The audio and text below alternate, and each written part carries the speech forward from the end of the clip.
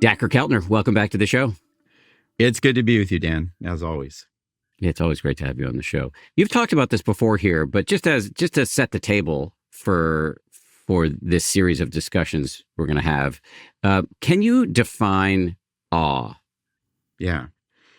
Awe is an emotion. So it's a brief state that we feel when we encounter things that are vast and that we don't understand, that are mysterious. And then awe initiates a cascade of things that are part of the experience. Like you start wondering about things, you feel small, you want to do things that are good for the world, act out altruistically and the like. So, but awe is an emotion that we feel when we encounter vast mysteries. Sorry, just to pick up on something you said there that doesn't necessarily make logical sense, at least initially to me. You stare up at the night sky and you feel small in a nice way. It's vast. Yeah. It provokes thoughts of wonder. But then you said it makes you altruistic. So how does that work? Yeah, I mean, and we did a lot of work on that, and it's interesting because awe gives you the sense that you're part of something larger than yourself, right? It might be the ecosystem or patterns of life in nature or other people around you or a cultural group, right? When you're awestruck by music. And one of the things that we need to do that awe initiates is to cooperate and to share resources and to orient towards other people's interests as part of being part of something larger than the self. And so we have a lot of research showing if I feel awe out in the trees, or I feel awe watching BBC Earth, or I feel awe listening to beautiful music, you share more, you cooperate, you sync up with other people better. And that's just it's one of its primary functions, which is to kind of integrate the individual and all of our interests into collectives that we're part of, social groups, ecosystems, cultural ideas, and the like. So from an evolutionary standpoint, the natural selection used awe, to the extent that natural selection has any agency, but natural selection used to get humans to cohere, to work together so that we could propagate the species. Yeah, I mean, that's one of the major shifts in evolutionary thinking, that you're making contact with group selection theory, David Sloan Wilson, Elliot Stober. Man, we are this tribal species, hypersocial. We do everything together, from raising offspring to sharing food to defending ourselves, all fundamental evolutionary activities, right, related to survival. So we need mechanisms that help us cooperate and collaborate and sync up. And awe is one of the primary ones. It just... it's fascinating, Dan. You can be in a lab by yourself and watch BBC Earth and be awestruck and share more resources with a stranger, right? It just hits that primal switch of moving from self-interest to thinking about other people, which is vital to our survival. So nature has come up a bunch in this conversation, in this young conversation, but nature has already come up a bunch. What is the connection, just to put a fine point on it, between nature and awe? It's profound. And, we surveyed people, 26 different countries, got stories of awe. And these are countries, a lot of people in cities, India, Mexico, Japan, China, Poland, Germany, US, all over the place, right? The second most common source of awe around the world is nature.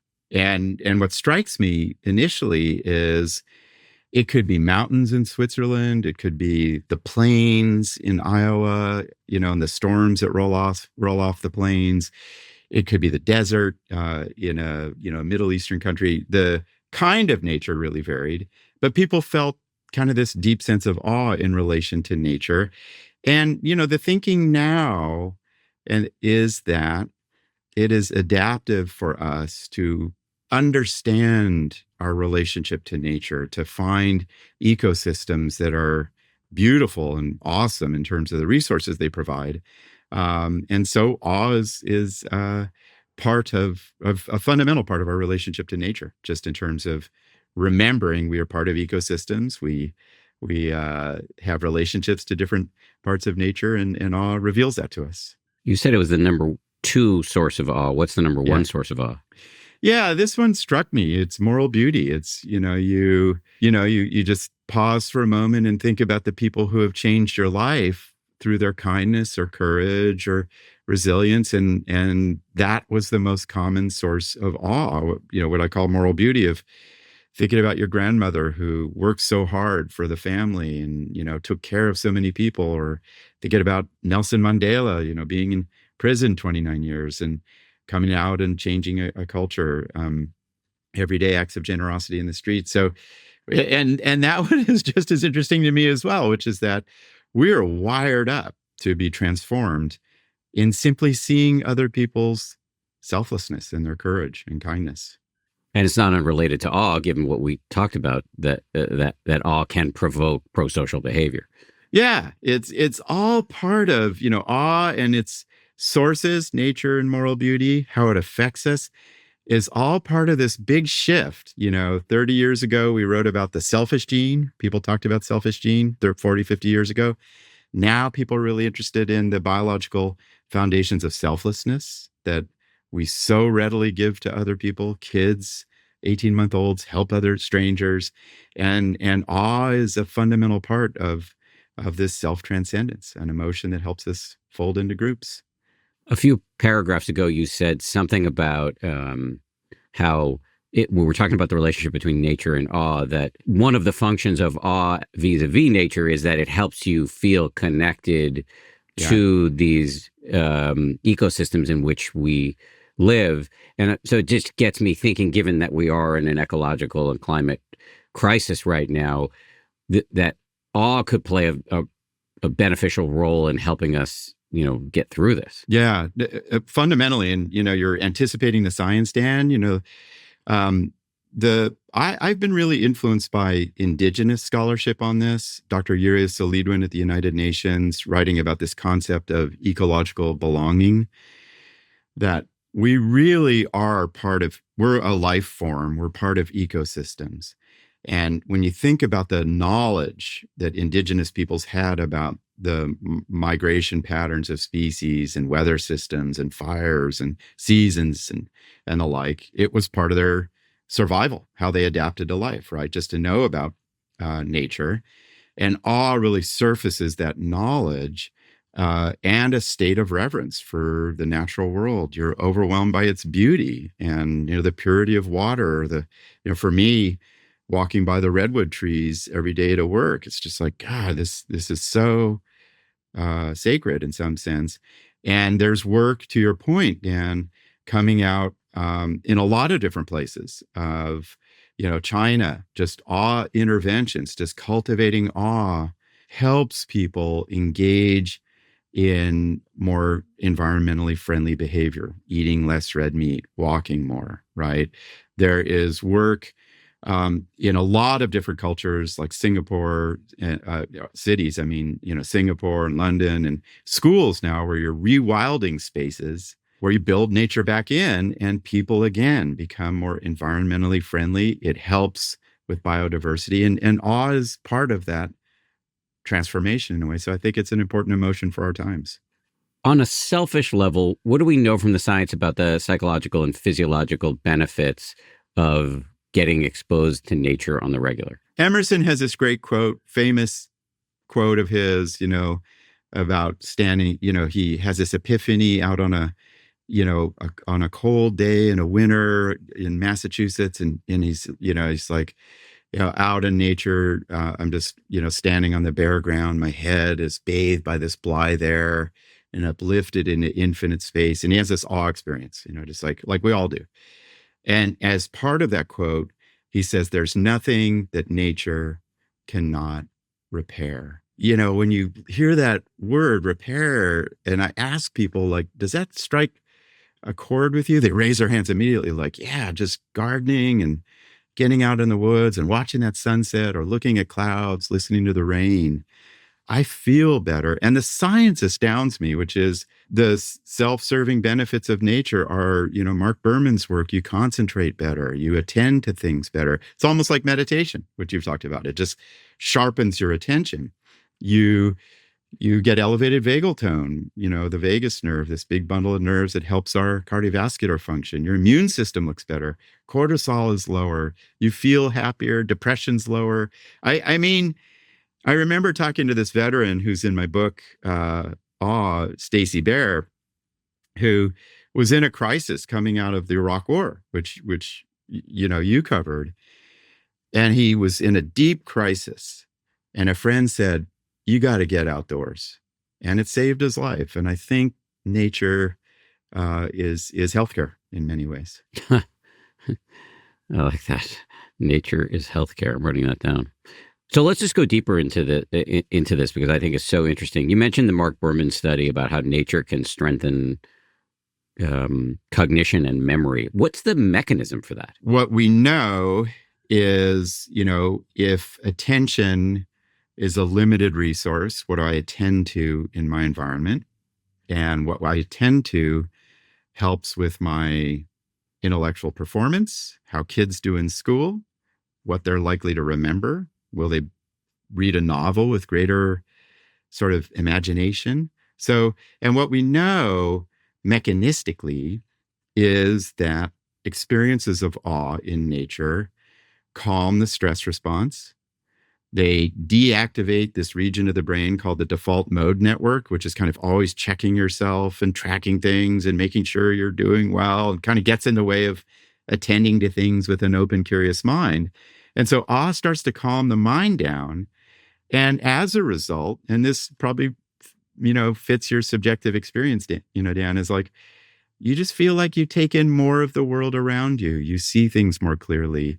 And there are good data showing awe helps us, both nature and awe, and in combination, think more rigorously, evaluate evidence more carefully, have better ideas scientifically. Mark Berman's work, remember more, attend to things with greater veracity or clarity. So it makes me wonder so much because, we pressure students I'm a teacher and they're just so task focused today, and probably we should be giving them 5 minutes an hour to have a little awe and get outside and, look at some clouds, and because the intellectual benefits are many. I really see this with my son. We raised him. He's 9 now. We raised him for the first 4, nearly 5 years of his life in the city. And he kept telling us through his behavior and through his words that he is a nature kid. And then we finally moved in the pandemic to my wife calls it the country, but it's really the suburbs, or sort of the remote suburbs.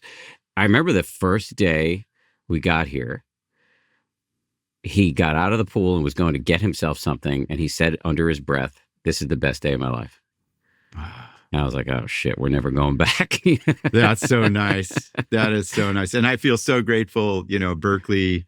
And this is, I think, the future, Dan, when we scale up and think about this work of nature and awe helping our minds and our kids' academic performance and stress levels. There's a lot of wilding of cities going on right now, building parks, building little patches of green spaces, rewilding schools, really effective. And it benefits kids. Just a little 10 by 10 plot in a school playground that used to be asphalted and cement.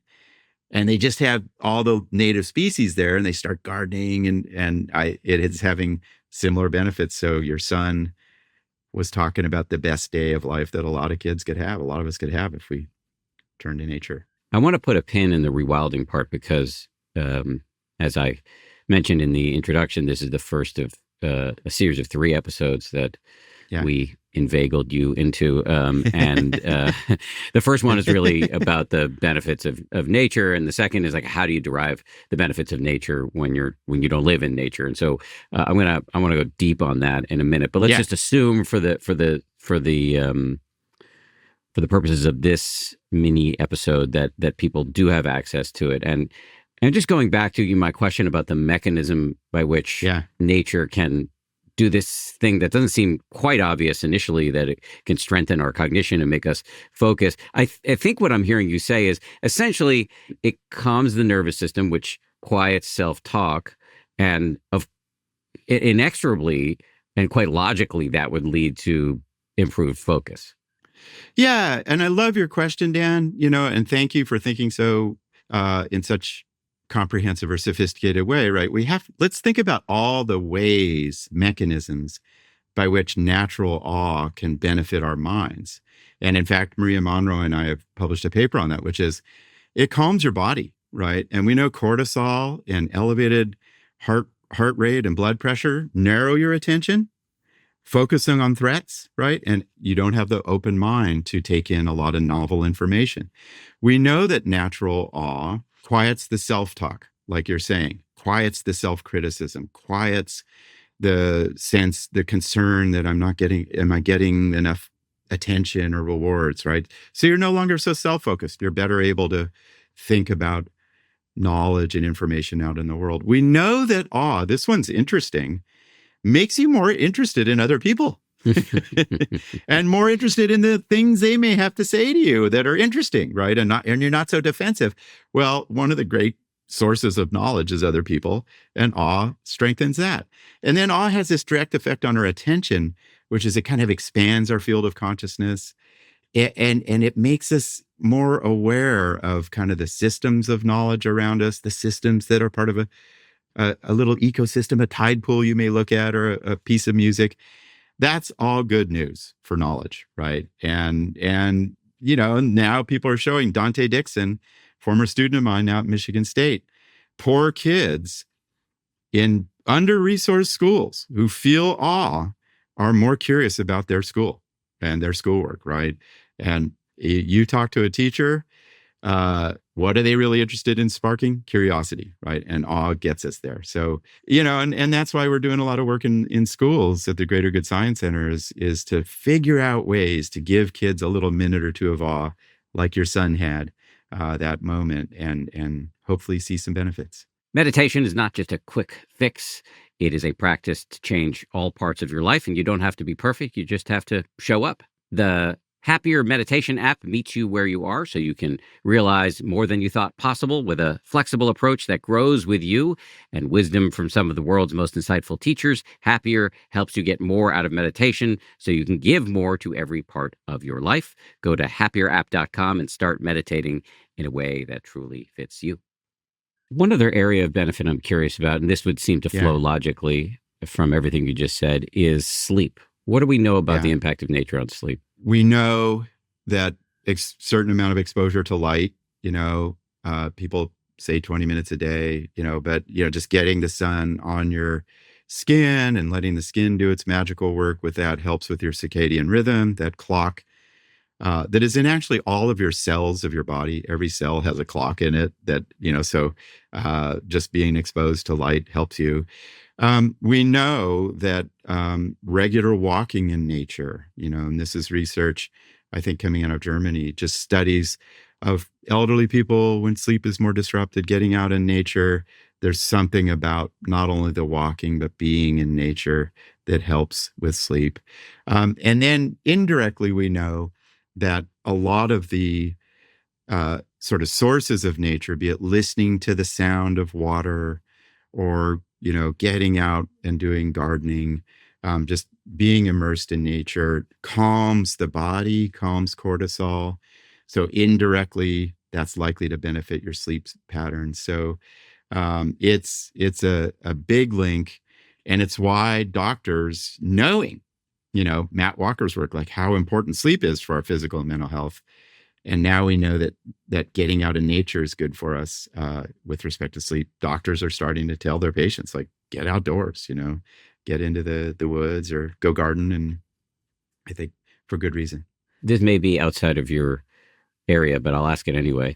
There's been a lot of focus in recent years on first thing in the morning, you got to get outside and get direct sunlight. And that is crucial in order to get enough sleep. What's your take on that from a scientific standpoint? I have looked a little bit of the data. When I wrote Awe, I looked at all the different ways in which elements of nature, colors of flowers, the specific chemicals that come off of flowers, the sound of water, and it all affects our nervous system in pretty remarkable ways. People who write in this space think of the body as almost like an antenna, and you just take in all this information from nature. And, when you think about sun hitting the skin, and the skin is this multi-billion cell brain that's around, taking it in, and your immune system has cells in the skin. There's probably spectacular processes that are happening triggered by warm light on the skin and cool light. And so we know it benefits people, in terms of calming down a bit. We need a certain kind of science to get to the really cool mechanistic account of that, which you've been pressing on. And I wouldn't be surprised if it exists. One other thing I wanted to ask you from a scientific standpoint is, as I'm looking here at a list of the benefits of nature, and one of them, and we touched on this a little bit, is one of the benefits is that it can promote trust and bonding and improve social relationships. And it just gets me thinking that if I'm in a leadership position, and I guess I'm the boss of a very small business, but this could be true if you're a middle manager in a business and you have a team, or it could be true if you're in a family, or it could be true if you're part of a social group or a volunteer group. Any type of leadership, holistically or capaciously understood, might benefit from dragging people outside and doing something together. Would you agree with that?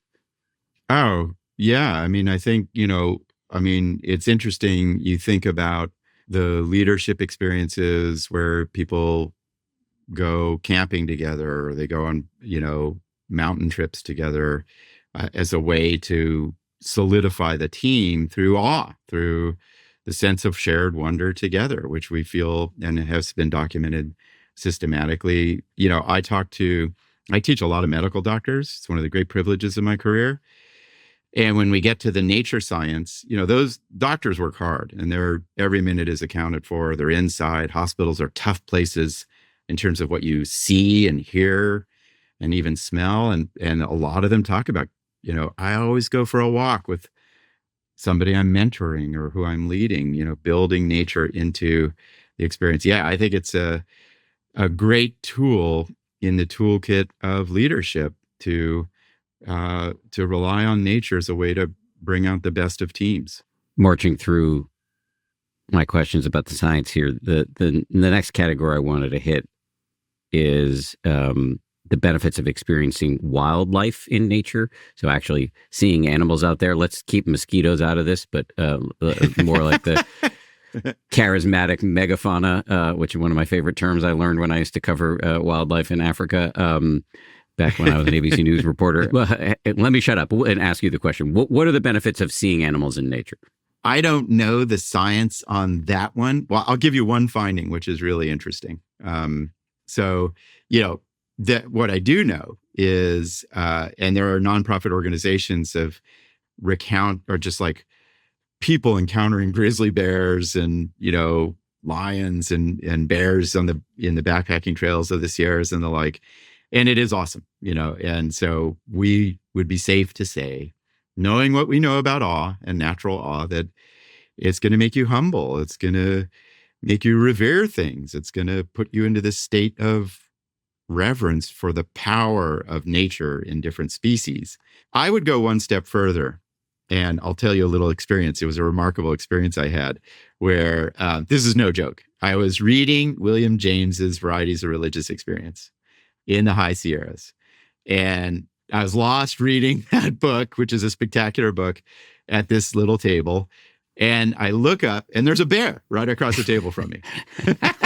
And I was like, what? And the remarkable thing is, I was told when you encounter these bears in the High Sierras, you shout at them and you pretend that you're bigger than them. So, but before I did that, Dan, I looked at it in the eye, and it looked at me, and we had this moment of eye contact. And then I chased it off, and I felt spectacular, right? But there are Japanese scientists, and this study blows my mind. It's one of my favorite studies I've read the last year or two.